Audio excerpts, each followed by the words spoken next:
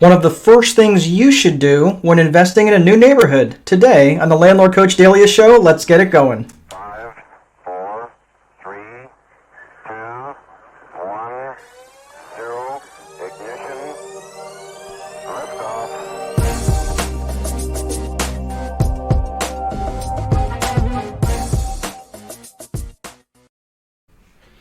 Hey everyone, welcome to the Landlord Coach Daily show. My name is Mark Dolfini, your host and landlord coach, and exhausted because I'm once again had a really good workout with my son. We are seeming on a pretty good kick here, so I'm not complaining, but man, I wish I were 15 again. At least my body. I wish my body wishes it was 15 again. But anyway, hope you guys are having a good day, a great start to the week. And had an amazing weekend. It is beautiful outside. It's almost 70 here in the Midwest. It is fantastic. So today what are we going to be talking about is one of the first things you should do when investing in a new neighborhood. And it's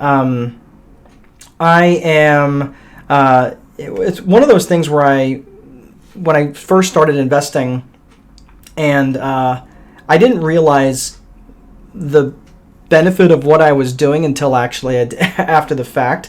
But one of the first things that you should do when you're investing in a new neighborhood, a new property, maybe even you're familiar with the new area, is introduce yourself to the neighbors. Now, I'm a pretty friendly guy. I'm a people-oriented person. I get my energy from people, right? That's it. I just enjoy that conversation. So generally, I'd be at a property and I'd be, doing some work on it and hauling stuff out, moving stuff around, whatever. So naturally, I would have conversations. I would always attract the attention of the neighbors, and naturally, they'd give a wave, and we do that's the thing that we do here in the Midwest. You do the wave, hello. But I would take a next step further and say, hey, just want to say hello. Come over and maybe give them a card and have a conversation. That's probably one of the best things that I could do. Part of the reason for that is because, it has many, many benefits to what goes on at your property and as an investment. Because you get to find out a lot of different things. And you're going to get to hear all sorts of stories. You're going to get to hear good stories, bad stories, and everything in between. So generally, if this is a typical rental neighborhood, you're going to hear all sorts of stories about people who used to live here. And, you'll always get that one person who will tell you everything you ever wanted to know and didn't want to know about who's doing what in the neighborhood, who's doing what, who's doing who, more information than you probably ever wanted, and things that you can't even carve out of your mind's eye. But, then again, this is kind of what you sign up for. Remember, the rental business is a people business. So it's really not bad to have somebody like that who can tell you, what's going on and different things. And I can tell you that, especially if they're homeowners and they're long-term homeowners, or if they're long-term renters, they're interested in the same things that everybody else is interested in. They want stability. They want stability in the neighborhood, and that's that doesn't change just because they are a renter, right? They want that's what they want. They want they want to feel secure, right? So that's the thing that you have to keep in mind when you're having these conversations with people who are, in the neighborhood, because they're going to want to, they want to know what your plans are for the property. They want to know if you're going to plan to flip it or sell it or whatever it is that you're planning on doing. So, be honest with them. Don't say, well, no, I'm not really sure yet, when full well you're going to rent it, because they may actually have somebody that they want to rent to, or you could rent to you or through you, and they might be a good fit. They might not. It's just one of those things. Now, this is why it's also important to have your infrastructure set up in advance, because I will tell you, one of the last things in the world that you're going to want to do is have this conversation with somebody that's going to be calling you on your cell phone. And now, I don't mind having my cell phone out there for some people, but I remember, if you know anything about my infrastructure, if you've read The Time Wealthy Investor, you know what we're trying to do. We're not trying to create a job for ourselves. We're not trying to create a job where I have to answer the phone 24 hours a day. So, I would make sure that they have the office number. And if they don't necessarily have the office number, then, make sure you have an office number where the calls are being routed and directed to someone else, ideally a virtual assistant or someone else that will handle the phone, whether that's a call center or whatever else it is, right? So having that conversation with these people in the neighborhood is not a bad thing to do.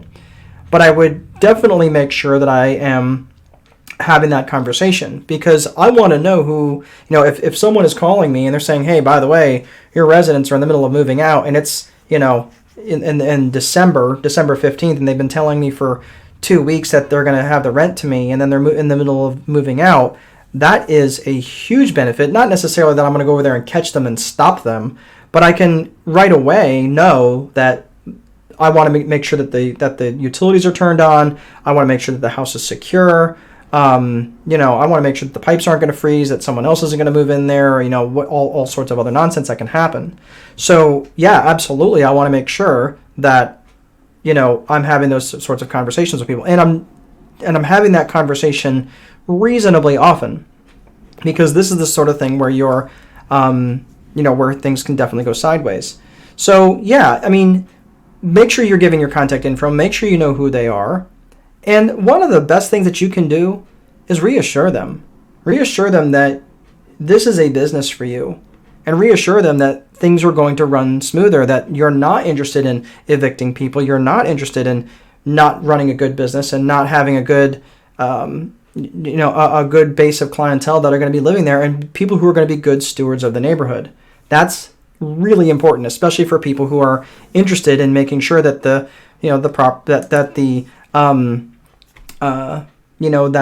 house is going to be well taken care of, that they're not going to be moving in anybody who just decides to check a box and is going to be able to take care of the property, right?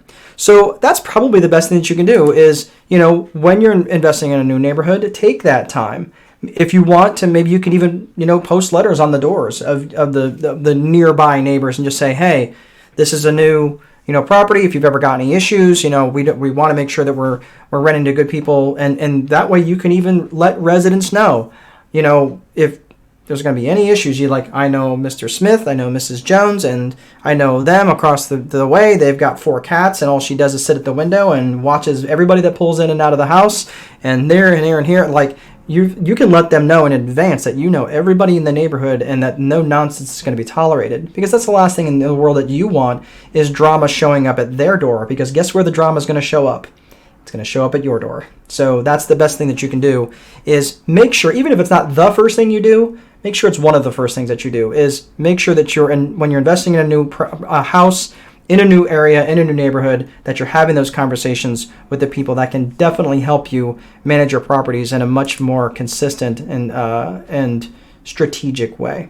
Okay? Remember, this is a people business, right? So you want to make sure that you're having conversations with the people that your decisions are going to most directly impact.